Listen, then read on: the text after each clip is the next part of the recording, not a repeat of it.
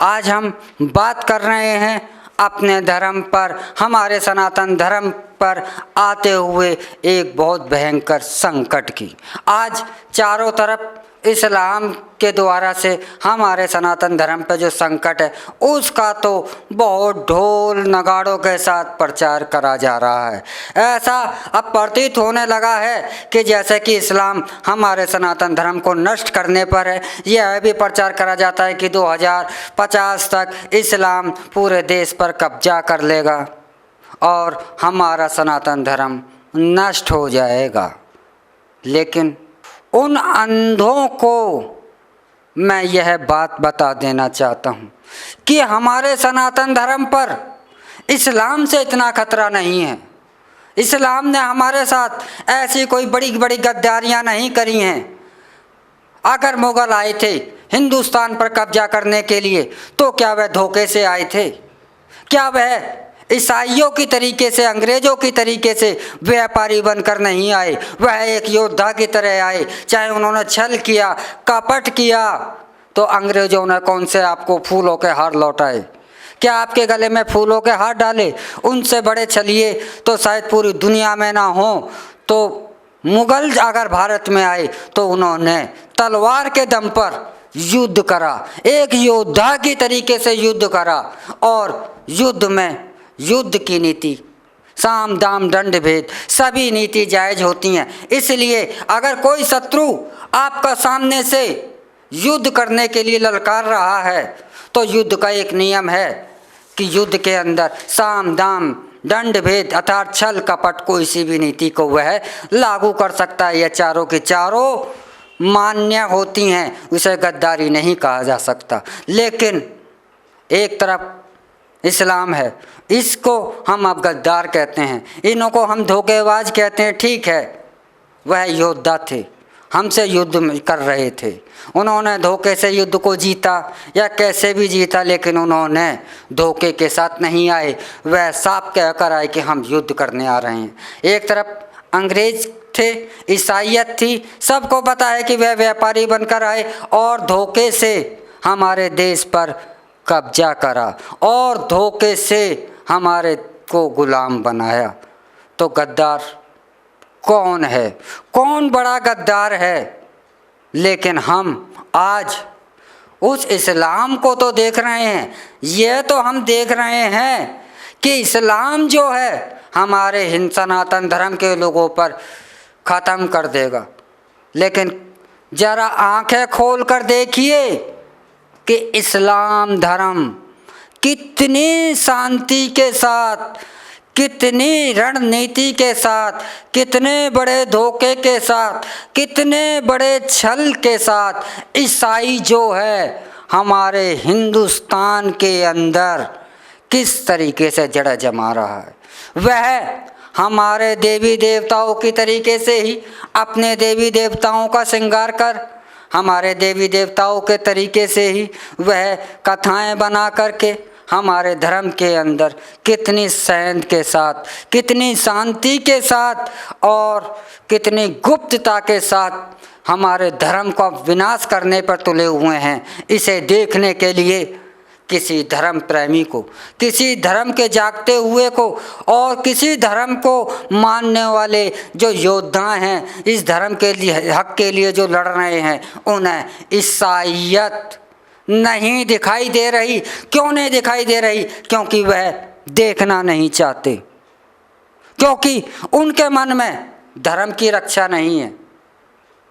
इसलिए वह ईसाइयत को नहीं देखना चाह रहे कि ईसाइयत किस तरीके से हमारे सनातन धर्म के लोगों का वह कितने शांति के साथ, कितनी सफाई के साथ हमारे सनातन धर्म के लोगों को धर्म परिवर्तन की ओर वह अग्रसर कर रहा है।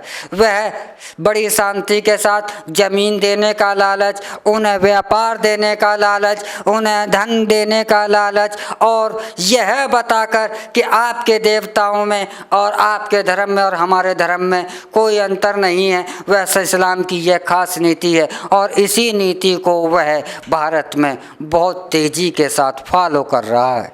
इस्लाम सनातन धर्म के लिए इतना बड़ा खतरा नहीं है और ना ही इस्लाम इतना बड़ा खतरा हो सकता है भविष्य के अंदर, लेकिन ईसाई धर्म जो है वह बहुत बड़ा खतरा है। आज आप कौन हैं? अपने आप को सनातन धर्म के कहने वाले लोगों से मैं पूछता हूँ, आप 90% 80% ईसाई बन चुके हैं। आप ईसाइयों की शिक्षा प्राप्त करते हैं। क्या अपने धर्म की शिक्षा प्राप्त कर रहे हैं? बिल्कुल नहीं कर रहे। हम पहनावा ईसाइयों का, टाई बांधकर हम ईसाई बनकर अपने आप को गौरवान्वित करते हैं और बदनाम करते हैं हम इस्लाम के ऊपर, उंगली उठाते हैं इस्लाम के ऊपर। इस्लाम के पहनावे को हम नहीं मानते, लेकिन ईसाइयत के पहनावे पर हम गर्व करते हैं। उनके पद्धति कॉन्वेंट स्कूलों की, तो उन्हीं की शिक्षा को पढ़कर हम ईसाइयत करते हैं। जब नया वर्ष आता है तो नव वर्ष की शुभकामनाएं कौन कर रहा है? आपका धर्म का नव वर्ष था, ईसाइयों के नव वर्ष है, लेकिन मना कौन रहा है? आप।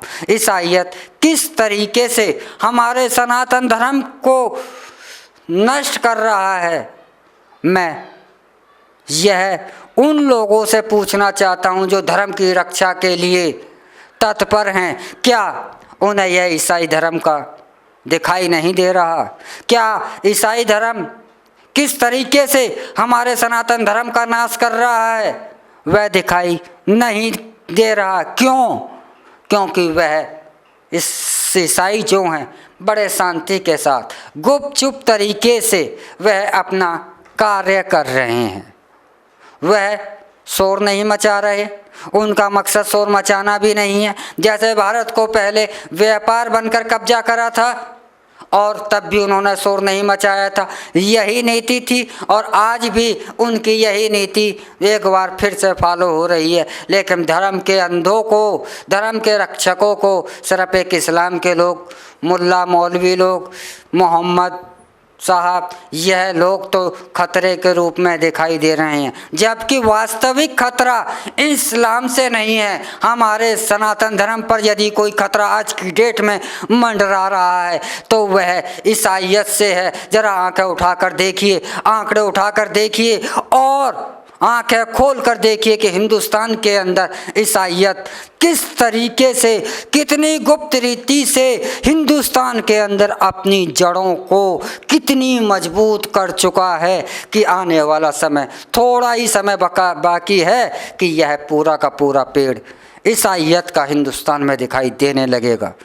तो इस्लाम को कोसने वालों से, इस्लाम को बुरा कहने वालों से मैं यह आज्ञा करना चाहता हूँ, यह निवेदन करना चाहता हूँ कि यदि आप धर्म की रक्षा के लिए अग्रसर हैं, अपने सनातन धर्म की रक्षा के लिए अग्रसर हैं, तो आप ईसाइयत को क्यों भूले बैठे हैं? जरा अपनी आँख खोल करके ईसाइयत किस तरीके से हमारे सनातन धर्म का नाश कर रहा है इसको भी देखिए और जागिए।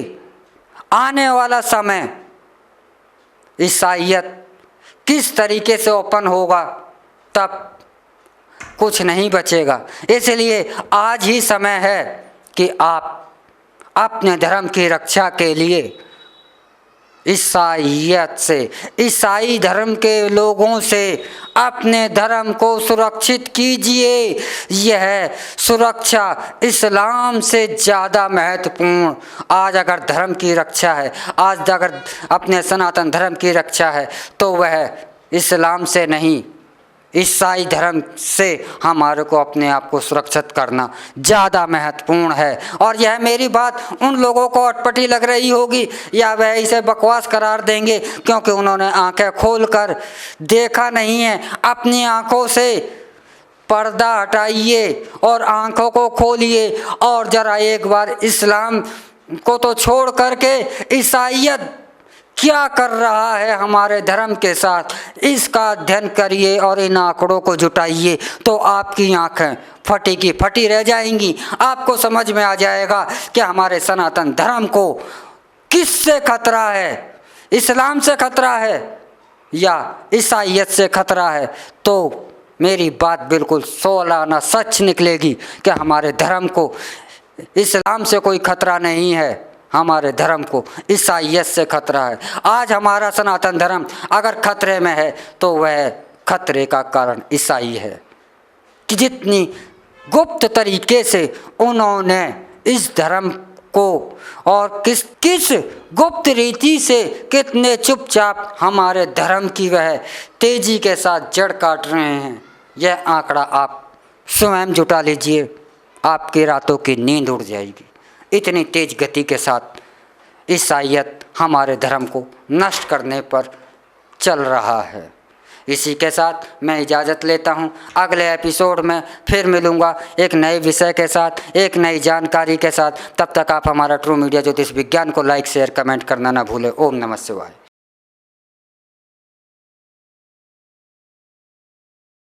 अगर आप ये वीडियो YouTube पर देख रहे हैं तो हमारे चैनल को सब्सक्राइब करें और बेल आइकन को दबाना ना भूलें। अगर आप Facebook पर ये वीडियो देख रहे हैं तो हमारे पेज को लाइक करें।